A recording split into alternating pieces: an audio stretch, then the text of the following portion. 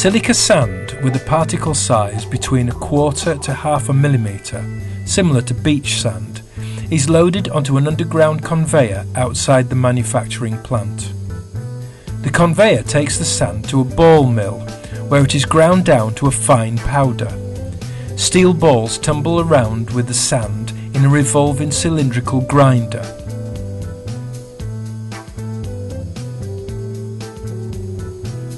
In order to reduce the amount of dust created and to help move the powder to the next stage, water is pumped in. The sandy liquid is drained in a tank until the solid particles make up about 80% of the volume. Now, wood pulp is added to the mix. It's the wood pulp that gives fibre cement its bending strength. Without it, the products would be brittle and crack easily.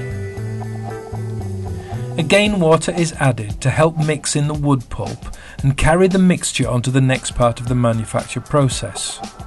At this stage, it has the consistency of thick porridge. More additives developed exclusively by James Hardie go into the liquid sand, cement and pulp to create the slurry that will make the actual fibre cement. These cylindrical sieves are being lowered into troughs into which the slurry is pumped. As the sieves rotate, slurry particles adhere to the outer surface. Water drains through the mesh, leaving a thin fibre cement film on the sieve. The films are picked up by a felt belt running above the sieves, and the thickness of the product is built up like a laminate. This is deposited onto the making drum with a circumference to dictate the length of the product. Here you can see the cedar imprint being pressed into Hardie plank by a roller. The easy grid finish on Hardie backer is applied in exactly the same way.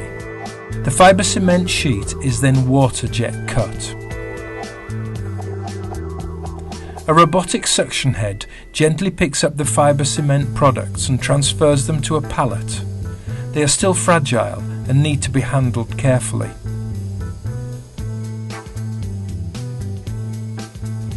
Some strengthening occurs as the products are left to stand for a while before being moved into the autoclaves.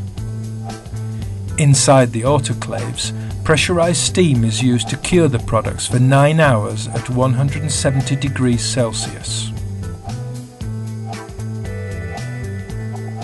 During the curing process, the products can get stuck together, so these hydraulic cylinders lift and jostle them to separate the individual boards.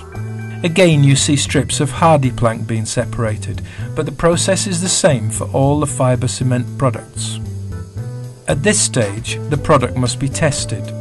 A modulus of rupture test is carried out to determine the flexural strength of the board, and if it meets the exacting criteria set by James Hardie engineers, the whole production process can move forward to finishing, packing and dispatch.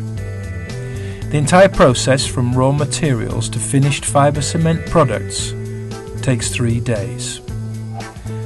This rigorous patented process makes Hardie fibre cement products unique.